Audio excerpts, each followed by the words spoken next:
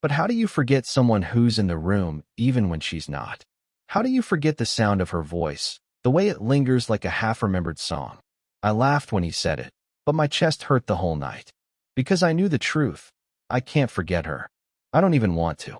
The first time I saw her, I was standing behind the counter of the small repair shop I'd been working at for 6 months. The place always smelled faintly of motor oil and burnt coffee. Most days, the customers came and went like background noise, faces blending into one another.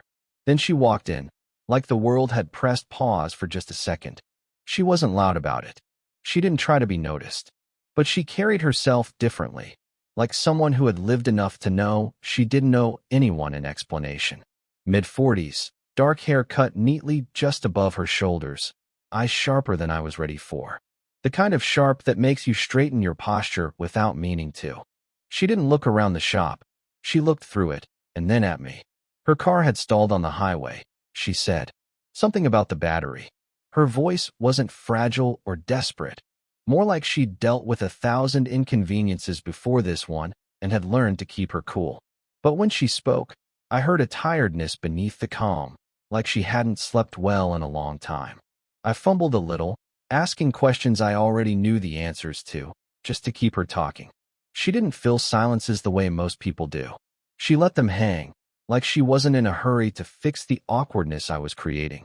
When I walked her out to the car, the September air was warm but restless, carrying that edge of change the season brings.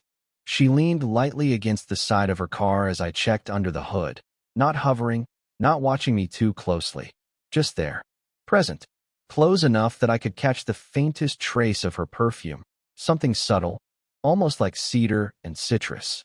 I dropped a wrench, and the sound clattered louder than it should have. She didn't laugh, didn't comment, just tilted her head a little, as if she'd noticed more than I wished she had. "Long day?" she asked. Simple words, but the way she said them landed differently. Like she wasn't asking out of politeness. Like she could actually see I hadn't been sleeping well, hadn't been eating right.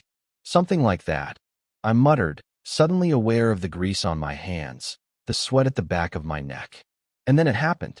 Just a second, maybe less. Her eyes caught mine. No smile, no obvious signal. Just a glance that felt like she had stepped closer without moving. My chest tightened, and I pretended to go back to work. When I finally got her car running again, she thanked me in a tone so even it almost disguised the weight behind it. Almost. I watched her drive off, her taillights fading into the darkening street. That night, my friend texted me. "Forget her. She's twice your age, man. Don't get yourself in trouble." I stared at the message for a long time, phone buzzing in my hand.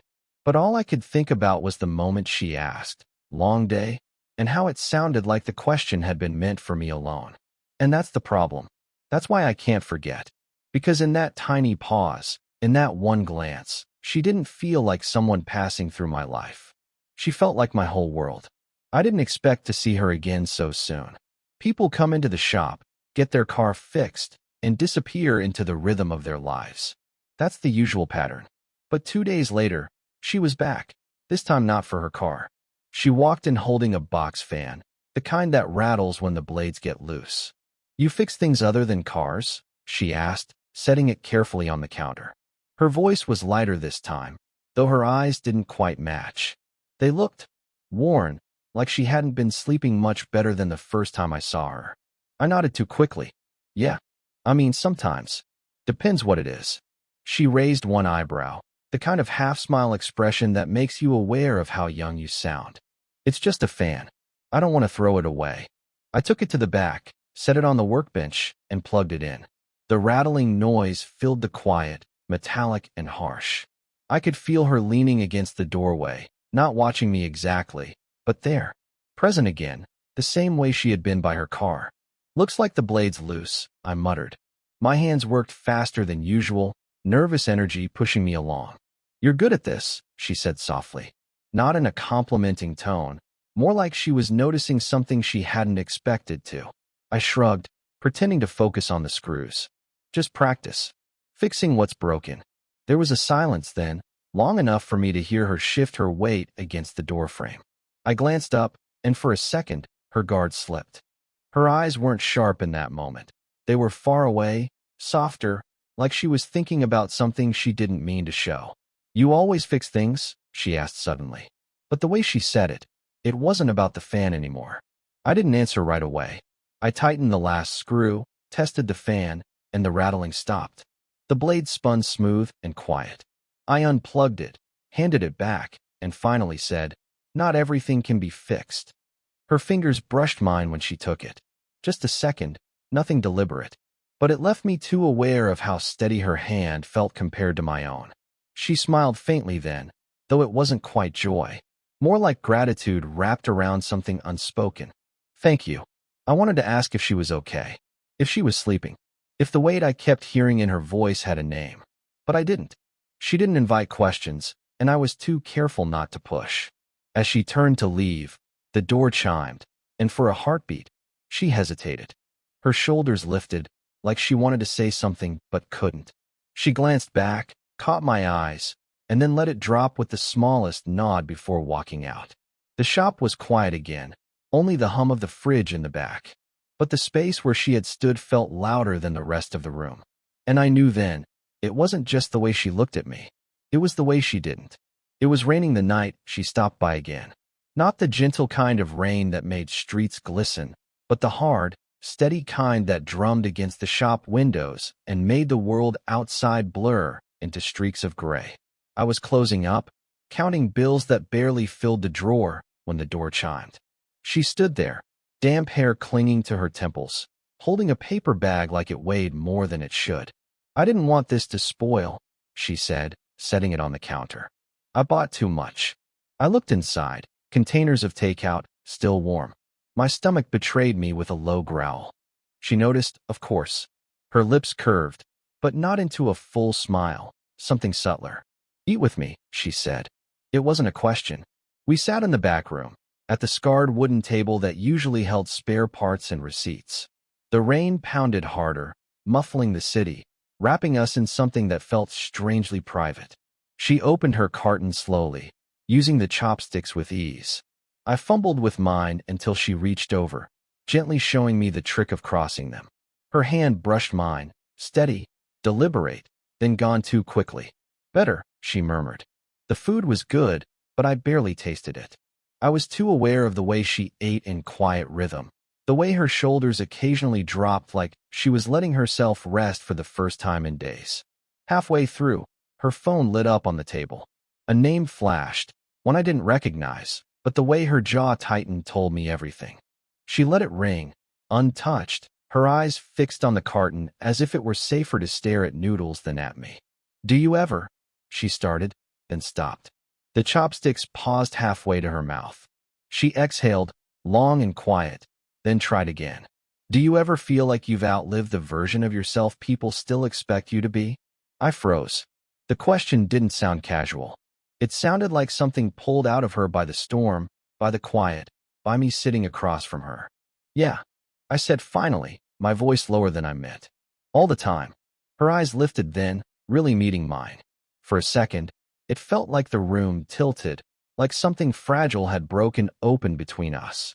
I wanted to tell her everything, that I thought about her after she left, that the sound of her voice followed me into sleep, that I couldn't look at her without feeling both older and younger at once. The words pressed against my throat. But then the phone rang again, louder this time, insistent. She snatched it up, silenced it, and stood too quickly, as if the spell had cracked. "I should go," she said, voice brisk again. I followed her to the door, the rain still hammering down. She hesitated before stepping outside, her shoulder almost brushing mine, so close I could feel the warmth radiating off her. I thought, just for a moment, that she might turn back. She didn't, and I stood there, the door open, the storm soaking my shoes, wondering how close we had just come to something neither of us was ready to name. She came by late again. No storm this time, just the quiet hum of a city settling into night. The shop was half dark, only the lamp above the counter left on. I almost told her we were closed, but the word stuck. She didn't look like someone here to buy or fix anything. She looked like someone who couldn't sit in her own house any longer. I poured her a paper cup of stale coffee, and she took it without comment. We sat across from each other at the same scratched-up table, the fan she'd brought weeks ago buzzing faintly in the corner. For a long time, neither of us spoke. It was an awkward silence, not exactly. It was heavier, like the quiet was saying what neither of us wanted to. Her fingers wrapped around the cup too tightly, like she needed the heat to anchor her. Finally, she set it down, pushed it slightly away, and asked, "What are we doing?" The words hung between us, blunt and fragile all at once. I swallowed. My throat was dry, like I'd forgotten how to answer simple questions. "I don't know," I admitted. "But I can't seem to stop." She laughed, but it wasn't humor. It was sharp, almost bitter, gone as soon as it came. Her eyes flicked up to mine, steady and unblinking. "You're too young to waste your time orbiting someone like me." The silence after that was worse than any storm. I wanted to argue, to tell her she wasn't a waste, that she wasn't someone like anything. She was herself, and that was enough. But the words felt too big for the space we were in. Instead, I asked quietly, "Then why are you here?" Her lips parted, but nothing came. She looked down, then away, then back again. Her eyes were glassy, not from tears, but from something deeper, something she didn't let most people see. "Because," she said finally, voice low, almost breaking on the word, "you make me feel like I'm not disappearing." The room stilled. I could hear the tick of the old clock on the wall, the hum of the refrigerator in the back, the faint sound of a car passing outside. Everything ordinary, except nothing felt ordinary anymore. I leaned forward slightly, elbows on the table, searching her face. "You're not," I whispered. She closed her eyes for a second, long enough for me to notice how tired she looked, how the lines around her mouth deepened when she held back whatever storm was inside her. When she opened them again, she stared at me like she was weighing something heavy. "We can't keep doing this," she said, but her voice cracked right through the middle. I didn't touch her. I didn't move. The silence between us was its own kind of confession. And then she gave me a line I'll never forget, soft, devastating, more vulnerable than anything else she'd said. "You see me more clearly than the man I was married to for 20 years. The shop was empty when she arrived this time. No storm, no excuse of a broken appliance. Just her, standing at the doorway like she wasn't sure if she should come in. She carried a small envelope in her hand, already worn at the corners. I noticed the way her thumb pressed against it, as if it might slip away if she let go. "I didn't mean to bring this here," she said, sitting down slowly. "But I didn't want to be at home when I opened it. I didn't ask what it was." She slid it across the table anyway, the way people slide bills they can't pay or secrets they can't hold anymore. Inside was a photograph, slightly faded, creased where it had been folded too many times. A young man, early 20s, stood grinning in the sunlight. The resemblance hit me before she spoke. "He was my brother," she said quietly. "He died when he was 23. Motorcycle accident." Her voice didn't waver, but her hands betrayed her, steady at first, then restless, fingers drumming against the table, stopping, starting again. I looked at the photo, then at her, and for the first time, I understood why her gaze lingered on me longer than it should have. Why she let silences stretch. Why sometimes her smile seemed carved from both warmth and pain. "I reminded you of him," I said. Not a question, just truth, laid bare between us. She exhaled, slow, like I had spoken something she hadn't wanted to say aloud. "The way you move, the way you look at the world like it's still opening up for you. It's not exact, but close enough that sometimes I forget you're not him." The words shouldn't have stung, but they did. I didn't want to be a shadow of someone she had already lost. At the same time, the thought of carrying even a fraction of what he had meant to her made my chest ache in a different way. "I don't want to replace him," I said carefully. Her eyes lifted then, and there was something raw in them, stripped of the guard she usually held. "You don't. That's the problem. You're not him. You're you. And I don't know what to do with that." The photograph sat between us, a fragile bridge neither of us knew how to cross. I couldn't find words big enough to fill the silence. Instead, I reached out, not for her hand, not for the photo, just to steady the envelope, sliding it gently back toward her. She didn't take it right away. Her fingers hovered, trembling slightly, then closed over mine for the briefest moment. Warmth, wait, then release. When she finally spoke again, it was barely above a whisper. Sometimes I think you walked into my life just to remind me that I'm still alive. It was late again, past closing, when she came by. No envelope, no excuse. Just herself, a little more tired than usual, a little less guarded. I didn't ask why. I didn't need to. We sat at the back table like always. The rain had returned, softer this time, tapping against the window instead of hammering. The sound filled the spaces where words usually struggled. She leaned back in her chair, eyes half shut, one hand resting loosely on the table.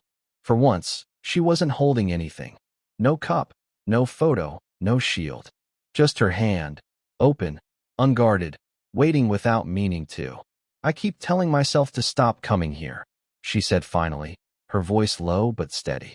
And yet, here I am. I swallowed, watching the way her fingers flexed slightly, restless in the stillness. Do you want me to tell you not to come back? Her lips twitched into something that wasn't quite a smile. Would you mean it if you did? I didn't answer. The silence spoke for me. She turned her head then, really looking at me. You know this doesn't make sense, don't you? I know, I said. And I did. Every part of it was wrong on paper, her age, her past, the way I reminded her of someone gone. But sitting there across from her, none of that seemed to matter. The only thing that mattered was the way the quiet between us had grown into something neither of us could unlearn. She sighed, leaning forward, elbows on the table, her face close enough now that I could see the faint lines at the corners of her eyes. Not flaws, evidence of years lived. I'm too old to pretend anymore, she whispered. And I'm too young to stop pretending, I replied before I could think. It made her laugh, soft, surprised, a sound that landed between us like a fragile truce. For a long time, we just sat there, the rain marking time. My hand rested on the table, inches from hers. Slowly, carefully, she shifted hers closer, until the edge of her finger brushed mine. Barely a touch, but it felt like the ground giving way beneath us. Neither of us pulled back. She didn't say she loved me. I didn't say I loved her. The words would have broken the spell. Instead, we sat in that small back room, holding on to silence, letting it do the work words couldn't. Her head tilted slightly, and for a second, I thought she might lean against me. She didn't. Instead, she let her forehead drop into her free hand, her other still touching mine. This isn't what I planned, she said softly, almost to herself. Me neither, I answered. The rain slowed outside, easing into nothing. The silence inside the shop grew heavier, not uncomfortable, just final, like we had both crossed into something we couldn't go back from. We stayed there, our hands barely touching, no declarations, no promises. Just the quiet collapse into something neither of us could deny anymore. I think back on it sometimes, not the big moments, because there weren't any. No grand declarations, no fireworks, no sweeping music. What stays with me are the silences. The pauses that carried more weight than words ever could. People ask what changed me in my 20s, and I never quite know how to answer. I could say it was the shop, the years of grease under my nails, the long hours fixing what other people broke. But if I'm being honest, it was her. She taught me that time isn't something you fight against. It's something you learn to live inside of. She carried years I hadn't seen yet, losses I couldn't imagine then. But she also carried strength in the quietest ways. In the way she sat across a table without filling silence. In the way she showed up even when it scared her. For her, I think what changed wasn't me. It was herself. She stopped apologizing for being tired. Stopped hiding the cracks that life had carved into her. Maybe I reminded her of someone she lost, but somewhere along the way, she let me be someone different, someone real. I used to think love was supposed to announce itself loudly, with certainty and confidence. What I learned with her is that sometimes love arrives in hesitation, in questions, in hands that hover close but don't quite touch. And that doesn't make it less real, it makes it human. We didn't solve each other. We didn't rescue each other. What we did was sit in a room, night after night, and admit that we didn't want to be anywhere else. And that was enough. Looking back, I realized how young I was, how much of the world I hadn't seen yet. But I also realized that those nights, those silences, were the first time I felt like I was truly seen. Not for who I might become, not for what I could offer, but simply for who I was in that moment. And maybe that's what love really is. Not the fixing, not the saving, just the seeing. I don't know what anyone else will take from this story. Maybe you'll say I was foolish, or she was reckless, or that the whole thing was bound to end the way it began, quietly. But for me, it was the most honest thing I've ever lived through. Because when my friend told me to forget her, he thought he was protecting me. What he didn't understand is that forgetting her would have meant forgetting myself. So here I am, still remembering, still grateful, still carrying the quiet lessons she left with me. And maybe that's why I'm telling you this now. Because sometimes the stories we hesitate to share are the ones people need to hear most. If you've ever had someone who changed you, not with fireworks, but with silence, leave a comment. I want to know.